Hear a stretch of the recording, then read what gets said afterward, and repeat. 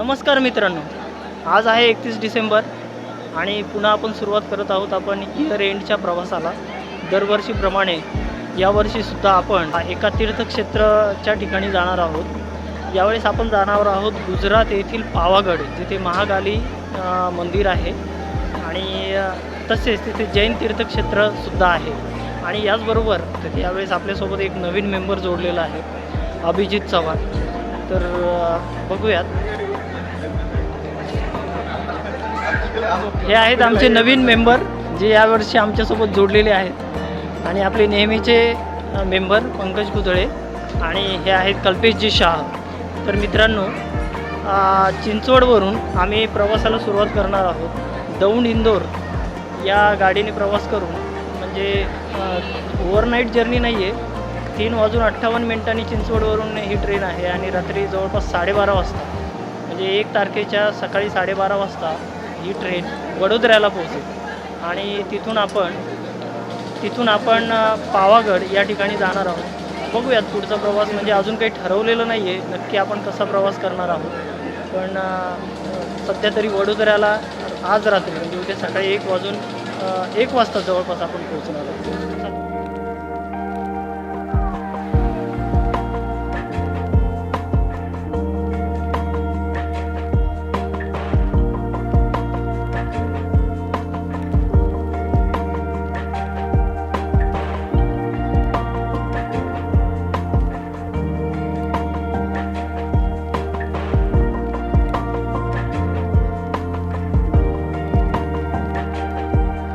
सकाळचे ठीक 12:40 झालेले आहेत. वडोदरा स्टेशनला आलो आहे आपण आणि हे आपले श्रद्धाळू इथे वडोदरा स्टेशनच्या बाहेर, आणि इकडे बाहेरच मेट्रो स्टेशनचं आपलं बुलेट ट्रेनचं काम चालू आहे. आणि आता इथे आपण म्हणजे एकतर आता नवीन वर्ष सुरू झालेलं आहे, तर सर्व श्रद्धाळूंना माझ्याकडून नवीन वर्षाच्या हार्दिक शुभेच्छा. Mumbai Ahmedabad high speed rail project मेट्रोचं काम चालू आहे इथे. आणि इकडे हे समोरच वडोदरा स्टेशन आहे.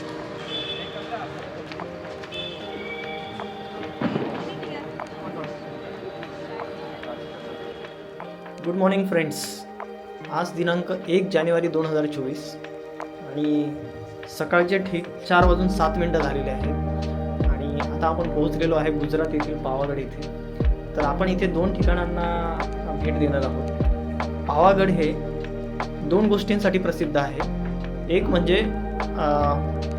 जैन तीर्थक्षेत्र आणि दुसरं म्हणजे महाकाली मंदिर. तर मी आधीच सांगितल्याप्रमाणे आपण ऑलरेडी, म्हणजे जवळपास मला असं वाटतं की 2:30 वाजता पावागडमध्ये पोहोचलेलो आहोत आणि आता आपण अंघोळ वगैरे करून रेडी झालो आणि आता आपण पावागडच्या पर्वतावर पावागड हिल्स जे आहेत त्या हिल्सवर आपण निघणार आहोत.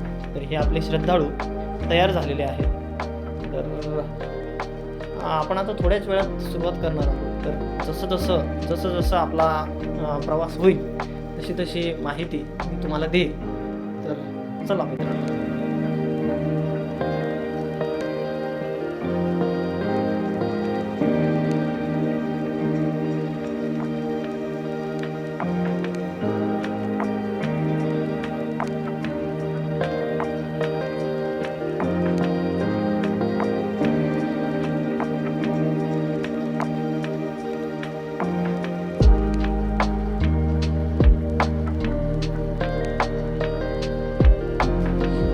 आलोय मंदिराच्या पायथ्याशी. इथून आपल्याला जाण्यासाठी टॅक्सी घ्याव्या लागतात आणि पुढे माचीला ह्या टॅक्सीज आपल्याला माचीपर्यंत नेतात आणि तिथून पुढे मग आपल्याला यात्राही पैदल करावी लागते. हे आपले श्रद्धाळू जे आहेत यावेळेस अशा प्रकारच्या टॅक्सीज असतात इथे. पावागड एस.टी. स्टँडच्या जवळच आहे आणि समोर जे दिसतंय ते मोठं गेट आहे आपलं. आणि इथे टॅक्सीज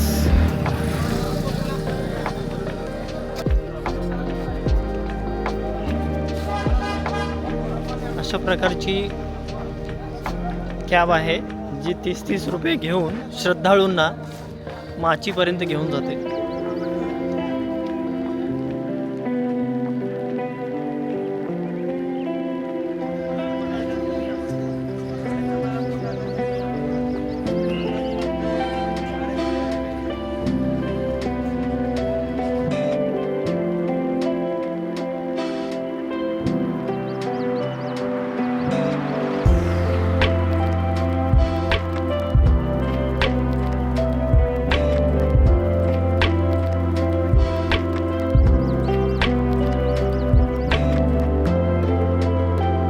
आपण 5:27 माचीपासून वर चढण्यासाठी सुरुवात केलेली आहे. आणि हा सेवापथ आहे, इथे सेवापथ म्हणून गणला जातो. तर आपण बघताय सेवापथवरून आपण चाललो जिथे सगळे श्रद्धाळू हे मोठ्या भक्तिभावाने इथे आलेले आहेत. आणि हे आपले श्रद्धाळू जे आपल्यासोबत आहेत ते पण मोठ्या भक्तिभावाने चाललेले आहेत.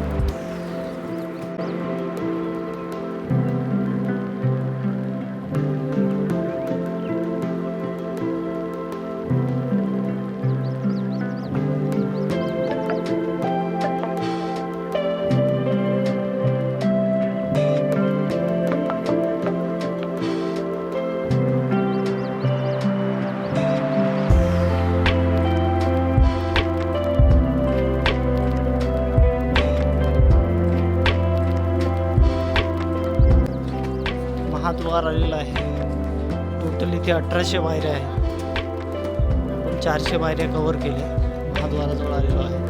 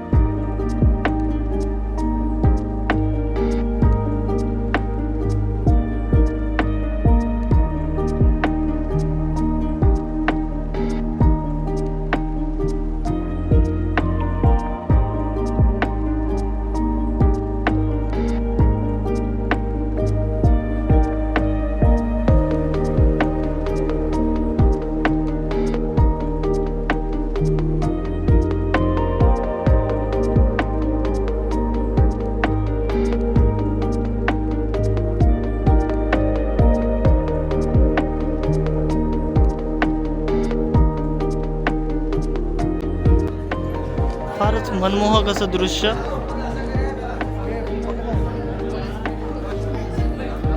वर पोहोचल्यानंतर आपण बघतोय सूर्योदय होतोय 1 तारखेचा. फारच मनमोहक असं दृश्य. खाली आपण बघतोय तलाव आहे पावागड येथे.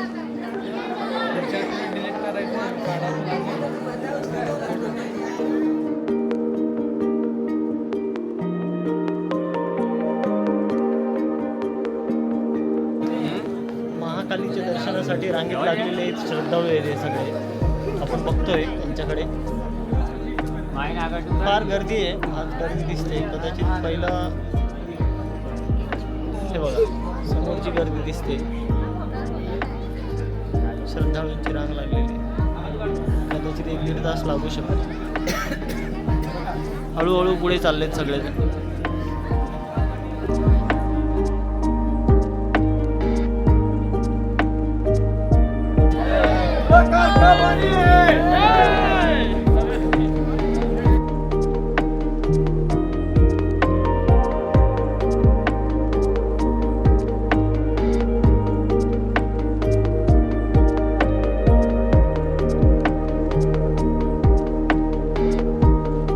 महाकाली मंदिराच्या आवारात आपण पोहोचलेलो आहोत आणि फार असा सुंदर असा सूर्योदय आणि त्याचसोबत महाकाली मंदिराचं मनमोहक असं दृश्य आपल्याला दिसतंय आणि इथे खूप सारे असे भाविक तुम्ही बघत असाल तर वर्षाच्या पहिल्या दिवसात महाकाली मातेचं दर्शन घेण्यासाठी भाविकांची इथे गर्दी झालेली आहे आणि या भाविकांमध्ये आमचे काही श्रद्धाळू जे नेहमी असतात आमच्यासोबत कल्पेशजी शाह आणि हे आहेत आमचे अभिजित चव्हाण जे यावर्षी जॉईन झाले आणि हे आहेत आमचे पंकज कुदळे.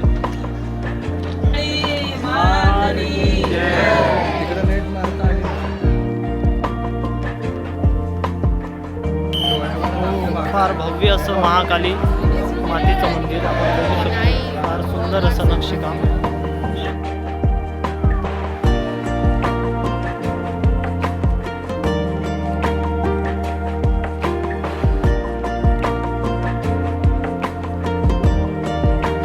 फारच सुंदर अशी भगवी पताका माता राणीच्या मंदिरावर तुम्ही बघताय.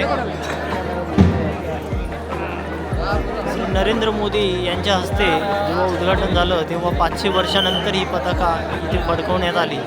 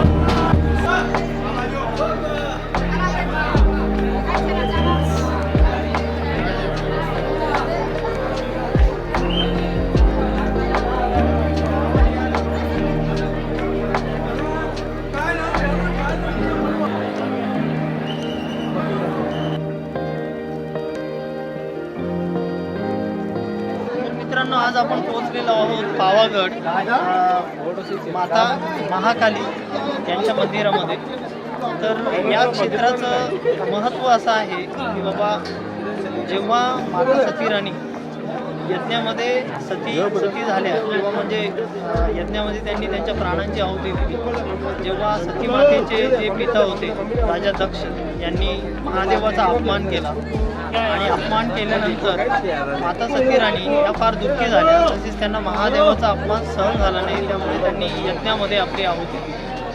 आणि हे जेव्हा कळालं भगवान महादेव यांना, भगवान महादेव फार दुःखी झाले आणि त्यांनी माता सती राणीचं मृत शरीर घेऊन ते तांडव करायला लागले, कारण त्यांना रागही तेवढा झाला. आणि आपल्याला जसं माहिती आहे की बाबा माता सती राणीचं मृत शरीर घेऊन जेव्हा भगवान महादेव हे तांडव करायला लागले, माता सती राणी यांच्या शरीराचे अवयव हे 52 ठिकाणी पडले.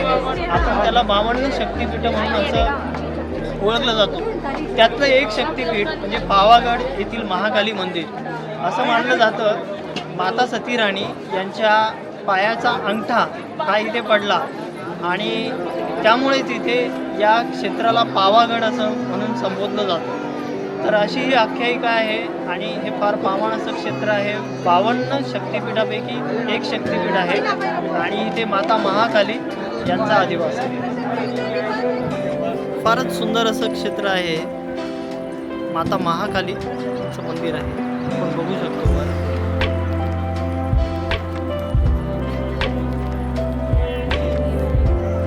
माता महाकाली मंदिराचा प्रवेशद्वार.